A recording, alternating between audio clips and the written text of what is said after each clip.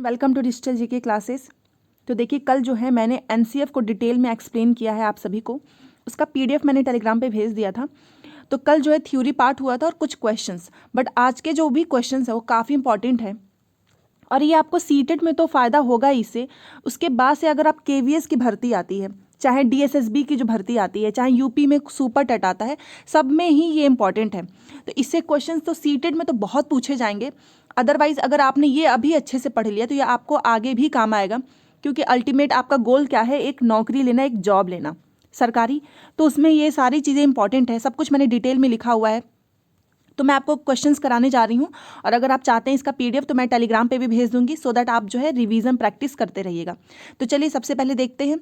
देखिए, ये मैंने आपको बताया है कि एनसीएफ जो है नेशनल करिकुलम फ्रेमवर्क, ये आपको इसमें सारी चीज़ें ये डिटेल में लिखी हुई है कि एक बच्चे को आपको कैसे पढ़ाना है, एक टीचर का क्या काम है, एक क्लास में आप बच्चों को पढ़ा रहे हो तो सारी चीज़ें आपकी क्या रिस्पॉन्सिबिलिटी होनी चाहिए, आपको रोड लर्निंग को जो है बढ़ावा नहीं देना है, ये सारी चीज़ आपको पता ही है। तो चलिए आज जो है आप क्वेश्चन सॉल्व करेंगे, तो आप मुझे बताना कि इसमें से कितने क्वेश्चन जो है आपको आ रहे थे, 20 में से आपके कितने नंबर आए हैं। आप अपना स्कोर मुझे ज़रूर बताना। तो पहला क्वेश्चन देखिए, एनसीएफ 2005 का मुख्य सूत्र या शीर्षक क्या है? पहला, शिक्षा बिना बोझ के, या फिर शिक्षा बिना शिक्षक के, या फिर शिक्षा रटने के साथ, या फिर अच्छा बिना प्रयास के। इसमें क्या हो सकता है? मुख्य सूत्र या फिर इसका शीर्षक क्या होगा? शिक्षा रटने के साथ या फिर अच्छा बिना प्रयास के। तो इसका राइट आंसर है ऑप्शन नंबर ए, शिक्षा बिना बोझ के। और ये मैंने आपको कल डिटेल में बताया था कि एजुकेशन पढ़ाना है, इसी वजह से बच्चों का जो पाठ्यक्रम है, जो करिकुलम है, वो बहुत कम कर दिया गया है। क्योंकि पहले आपने देखा था बहुत ज़्यादा होता था, ताकि बच्चों पर जो है ज़्यादा बर्डन ना हो और वो अच्छे से सीख सकें। तो option number A is right. Next देखिए, एनसीएफ 2005 की शुरुआत रविन्द्रनाथ टैगोर के किस निबंध से होती है? अब आपको पता है कि रविन्द्रनाथ टैगोर से ही जो है इनकी शुरुआत होती है, बट किस निबंध से? तो वो है सभ्यता और प्रगति। ऑप्शन नंबर सी। हमेशा आपको याद रखना है कि सभ्यता और प्रगति दोनों की बात इन्होंने की है, सभ्यता की प्रगति इसकी बात नहीं है। इनके इसी निबंध से जो है एनसीएफ 2005 की जो है इसी निबंध से जो है शुरुआत होती है। तो याद रखना आप ये। तो इसका राइट आंसर क्या होगा? सभ्यता और प्रगति। अब चलिए नेक्स्ट क्वेश्चन पे।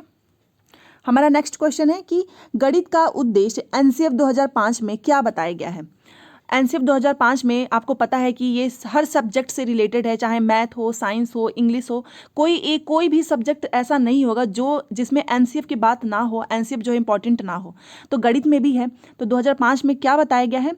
तो 2005 में बताया गया है कि ए देखिए, गणना करने की क्षमता का विकास, बी लोकतांत्रिक मूल्यों का विकास, सी सांस्कृतिक विरासत को सुरक्षित रखना, या फिर डी मानसिक जागरूकता का विकास करना। अब आप देखिए, आपको सारे ऑप्शंस इसलिए भी पढ़ना जरूरी होता है कि कई बार हमें क्वेश्चंस नहीं आता है, तो हम नेगेटिव वाली चीज़ें भी अगर हमारे दिमाग में होती हैं कि हाँ ये नहीं होगा, तो इस वजह से मैं आपको पूरा बताती हूँ।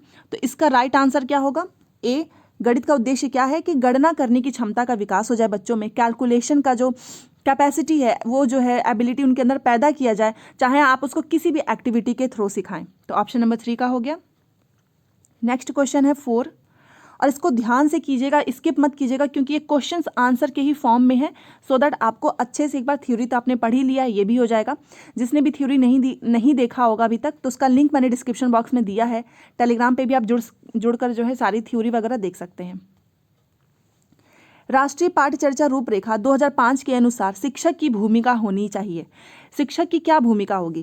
पहला देखिए, नेता के रूप में, मतलब लीडर, शासक के रूप में, भाई के रूप में, या फिर डी देखिए फैसिलिटेटर, जिसे क्या बोलते हैं हिंदी में, फैसिलिटेटर को क्या बोलते हैं? सुविधा दाता के रूप में। और यही चीज़ है कि आपको जो है सुविधा दाता बनना है, मतलब कि आप जो है बच्चों के साथ उनको सिखाइए, ना कि लीडर बन जाइए, शासक बन जाइए, या फिर भाई के रूप में। तो इसका राइट आंसर क्या है? सुविधा दाता के रूप में। चलिए नेक्स्ट क्वेश्चन पे, क्वेश्चन नंबर 5। अब ये देखिए, यदि प्राथमिक स्तर पर मातृभाषा अथवा स्थानीय भाषा के शिक्षक उपलब्ध न हो तो संविधान के कौन से अनुच्छेद के तहत स्थानीय शिक्षा अधिकारियों को भाषा विकास के लिए सुविधा उपलब्ध कराने का अधिकार है? मतलब प्राथमिक स्तर पर जो मदर टंग है, या फिर जो उनका स्थानीय, देखिए स्थानीय जो भाषा है, के शिक्षक अगर उपलब्ध ना हो, मान लीजिए कोई टीचर ना हो जो वहाँ का मदर टंग या फिर स्थानीय भाषा को जो है वो समझ पाए, तो संविधान के कौन से अनुच्छेद, तो संविधान जो है उसका कौन सा आर्टिकल है उसके तहत स्थानीय शिक्षा अधिकारियों को भाषा विकास के लिए सुविधा उपलब्ध कराने का अधिकार है। तो ये आप समझ गए होंगे कि अगर कोई टीचर जो है वो ना समझ पाए मदर टंग या फिर स्थानीय भाषा, तो अनुच्छेद में है कि आप वहाँ के जो भी अधिकारी हैं वो सुविधा उपलब्ध कराएं ऐसे टीचर को जो लैंग्वेज सीख पाए। तो अनुच्छेद कौन सा है, वो है आर्टिकल 350, 350। आप इसको याद रखना, इसका राइट आंसर है ऑप्शन नंबर डी। अब चलिए नेक्स्ट क्वेश्चन पे, ये है देखिए क्वेश्चन नंबर 6। एनसीएफ 2005 का मुख्य सूत्र शिक्षा बिना बोझ के विचार कब आया था। ये भी क्वेश्चन इंपॉर्टेंट इसलिए है क्योंकि इसका क्वेश्चन मैंने अभी आपको बताया कि कहीं ना कहीं आपको देखने को मिलेगा, एलिमिनेशन में भी इंपॉर्टेंट है। तो याद रखिएगा 1993 में जो है शिक्षा बिना बोझ के विचार आया था 1993 में। तो इसका राइट आंसर है option number B. Next question देखिए, एनसीएफ 2005 के अंतर्गत परीक्षा सुधारों में किस प्रकार सुधार को सुझाया गया है। जो एग्जामिनेशन वगैरह होता है तो उसमें किस टाइप के इम्प्रूवमेंट को सुझाया गया है। ए देखिए सामूहिक कार्य मूल्यांकन, मतलब ग्रुप में आप जो है ग्रुप में जो बच्चों को स्टडी कराते हो तो उसका असेसमेंट, या फिर सतत मूल्यांकन, कंटिन्यूअस हमेशा जो है ये मूल्यांकन होता रहे, या फिर सी खुली पुस्तक की परीक्षा का मूल्यांकन। और जब भी मैंने आपको सीडीपी कोई भी सब्जेक्ट पढ़ाया है उसमें डिटेल में बताया है कि सामूहिक हो गया, सतत हो गया एंड खुली पुस्तक की जो परीक्षा मूल्यांकन है ये काफ़ी इंपॉर्टेंट इसलिए भी होता है कि इसमें बच्चा ज़्यादा सीखता है, बच्चे के ऊपर कोई प्रेशर नहीं होता है, कोई तनाव नहीं होता है। तीनों के तीनों क्या है, पॉजिटिव वर्ड है। अब आपने एक चीज़ नोटिस किया होगा कि इस एनसीएफ के माध्यम से आपकी जो पेडागॉजी है वो काफ़ी स्ट्रांग हो जाएगी, क्योंकि पेडागॉजी में यही सारे वर्ड्स जो हैं वो घूम फिर के आते हैं। तो option number D is right, इसलिए जो है एनसीएफ काफ़ी इंपॉर्टेंट है। तो इसका हो गया डी। नेक्स्ट क्वेश्चन 8, विद्यालय शिक्षा का अब तक का नवीनतम राष्ट्रीय जो है दस्तावेज है। मतलब यहाँ पर देखिए, सॉरी यहाँ पर आ गया ये नवीनतम विद्यालय शिक्षा जो है एजुकेशन जो स्कूल का है वो अब तक का नवीनतम राष्ट्रीय दस्तावेज है।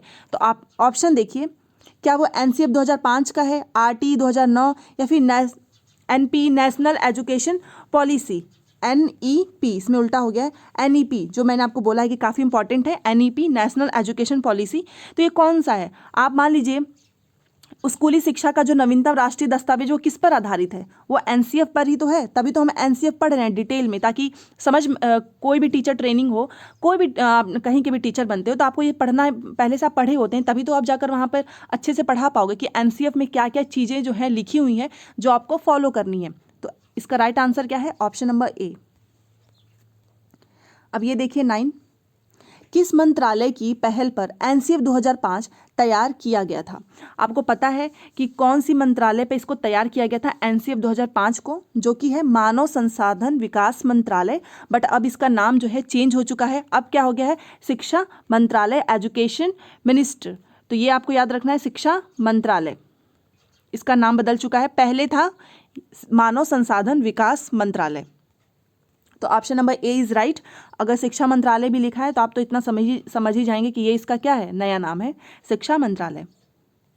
चलिए नेक्स्ट क्वेश्चन पे 10 है, एनसीएफ 2005 में किन शिक्षण सूत्रों के अधिकतम प्रयोग का सुझाव दिया गया है।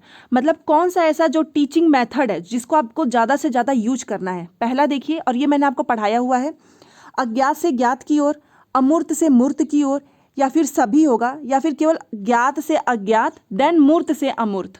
देखिए, और मैंने आपको समझाया था कि जब भी आपको कोई भी टीचिंग लर्निंग आप कहीं पढ़ाने भी जा रहे हो तो पहले जो बच्चे को पता है वो उससे रिलेट कीजिए, पहले ही जो उसको नहीं पता है अगर आप वो पढ़ाने लगेंगे तो उसका इंटरेस्ट जो है वो टूट जाएगा। तो ज्ञात से अज्ञात की ओर, उसके बाद से मूर्त, मतलब जो सामने उसके है पहले उसको इस पर एग्जाम्पल करके उसको सिखाइए, उसके बाद से उसको थिंकिंग प्रोसेस करने दीजिए अपने दिमाग में कि जो उसके सामने नहीं है उसके बारे में भी वो सोच सके। तो ये पेडागॉजी में कई बार पूछता है, तो याद रखना ज्ञात से अज्ञात और मूर्त से अमूर्त, कहीं पर भी अज्ञात से ज्ञात है और अमूर्त से मूर्त है तो वो ऑप्शंस गलत है, और ये कई बार पूछा हुआ है पेडागॉजी में। अब आप खुद देखना जैसे जैसे आप पढ़ लोगे आपकी कितनी स्ट्रांग हो जाएगी पेडागॉजी। तो इसका हो गया सी। नेक्स्ट क्वेश्चन है, एनसीएफ 2005 की कार्यशाला कहाँ पर आयोजित की गई है। तो ये आपको पता होना चाहिए अगर आप एनसीएफ पढ़ रहे हो कि इसकी कार्यशाला जो है वो कहाँ पर आयोजित की गई है, तो वो है एनसीईआरटी दिल्ली। तो इसका राइट आंसर क्या होगा, ऑप्शन नंबर सी, यहीं पर इसकी कार्यशाला जो है एनसीएफ की वो आयोजित की गई है। तो एनसीईआरटी दिल्ली। अगर आपको पीडीएफ चाहिए होगा तो बता देना, मैं टेलीग्राम पे भेज दूंगी। 12 क्वेश्चन देखिए, निम्न में से किस एनसीएफ 2005 में किस बात पर बल दिया गया है?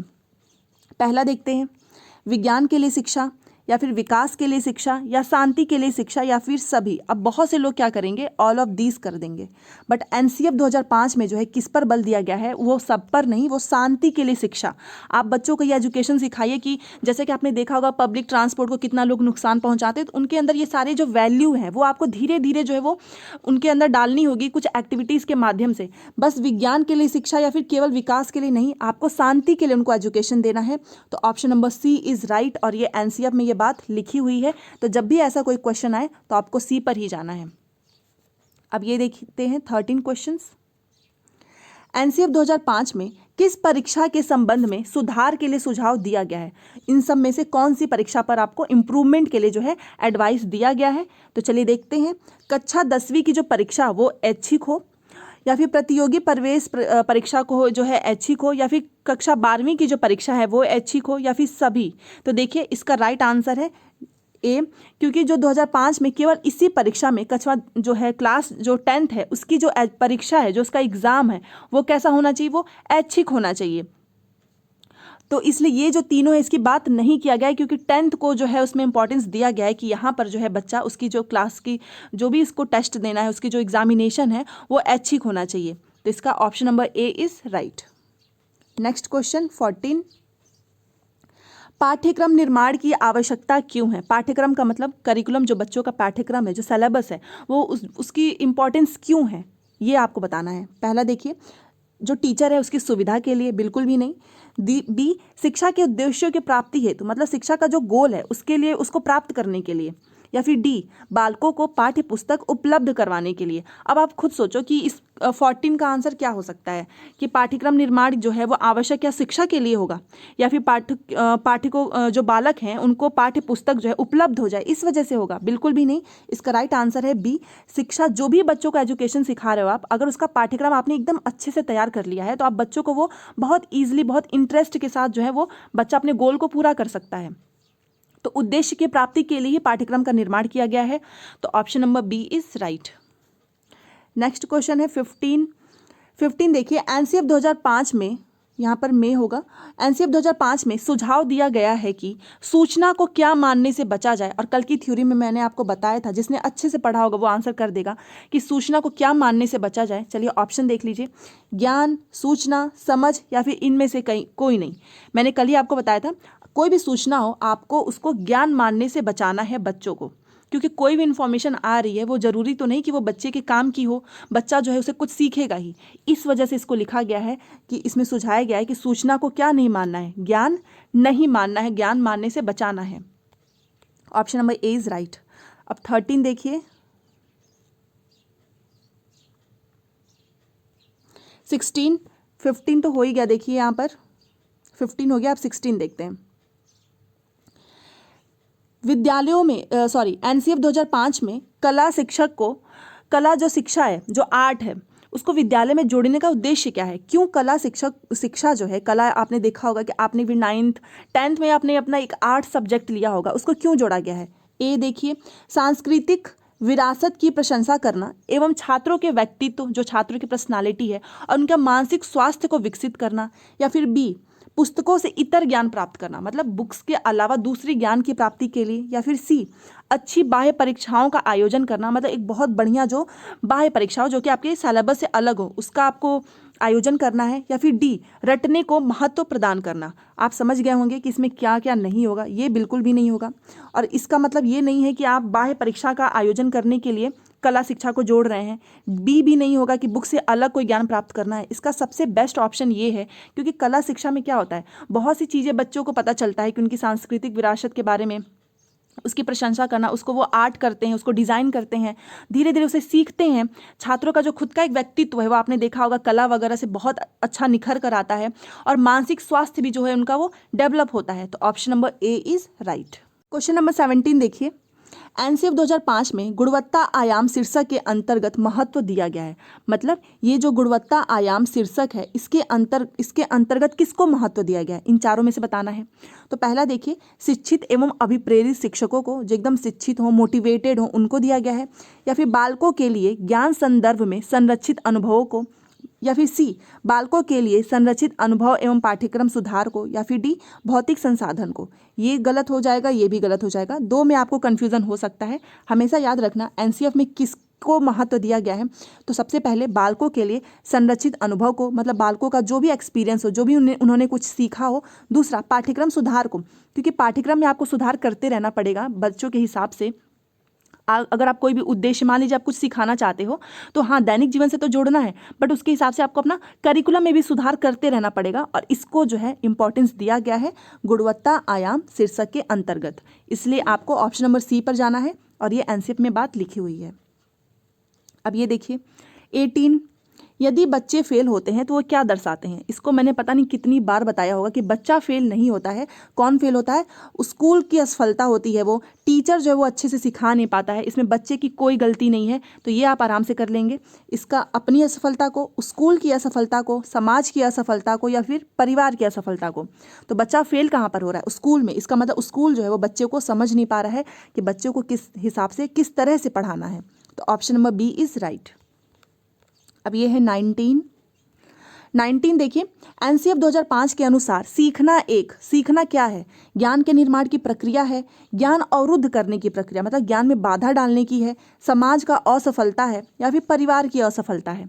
इसका राइट आंसर है ए, ज्ञान के निर्माण की प्रक्रिया है। एनसीएफ 2005 के अनुसार सीखना, लर्निंग क्या है? वो ज्ञान के निर्माण की एक प्रोसेस है। 20 क्वेश्चन, तो हमारे 20 क्वेश्चंस हो गए। जो भी इंपॉर्टेंट क्वेश्चंस बन सकते थे वो सब कुछ मैंने कवर कर लिया है। इसके बाहर आपको देखने को नहीं मिलेगा। प्लस आपकी पैडागॉजी में भी, आपकी जो सोच है उसमें भी बहुत इंप्रूवमेंट होगा। 20 देखिए, भीड़ भाड़ वाली कक्षाओं में, जहाँ पर बहुत ज़्यादा बच्चे हों, वहाँ पर अध्यापन की बात करना निरर्थक है। कौन से अध्यापन की? इसमें से बताइए। पिछड़े अध्यापन की, या फिर सामान्य अध्यापन की, या फिर कक्षा केंद्र की, या फिर सृजनशील अध्यापन की बात करना निरर्थक है। तो अब आप इसका आंसर मुझे बताना जरूर। 20 क्वेश्चंस का ये आप सभी के लिए होमवर्क है। आप खुद से सोच के बताओ कि इसका आंसर क्या हो सकता है। अदरवाइज मैं इसका दूसरी जो है क्लास, उसमें इसका आंसर बता दूंगी। बट मैं चाहती हूँ कि आप जो है डेली मेरे साथ जुड़े हुए हैं, तो एक क्वेश्चन का आंसर आप खुद दीजिए। नहीं तो टेलीग्राम पर आप मेरे से पूछना, इसका आंसर मैं दे दूंगी। बट एक चीज़ याद रखना, ये मैंने इसलिए छोड़ा हुआ है क्योंकि ये थोड़ा सा आपको दिमाग पर जोर डालना है कि भीड़ भाड़ वाली कक्षाओं में अध्यापन की बात करना, कौन से अध्यापन की बात करना जो है वो निरर्थक है। तो इसका आंसर आप जरूर कीजिएगा। प्रैक्टिस करते रहिए। सुबह में क्लास हुई थी सीडीपी की, बहुत से लोगों ने देखा, उनको काफ़ी फायदा हो रहा है। आप भी देखिए। इसके बाद से गद्यांश की भी क्लास होगी। तो बस हर दिन आपको पढ़ाई करना है, अच्छे से आप पढ़ते जाओ। आपका सीटेट जो है वो अच्छे नंबर से निकल जाएगा। किसी का भी सीटेट रुकेगा नहीं अगर उसने एनसीएफ पैडागॉजी पे अपनी कमांड कर ली है। तो टेलीग्राम पे जुड़ जाइएगा। एंड वीडियो पसंद है तो प्लीज़ लाइक करें, शेयर करें और चैनल को सब्सक्राइब जरूर करें। Thanks for watching.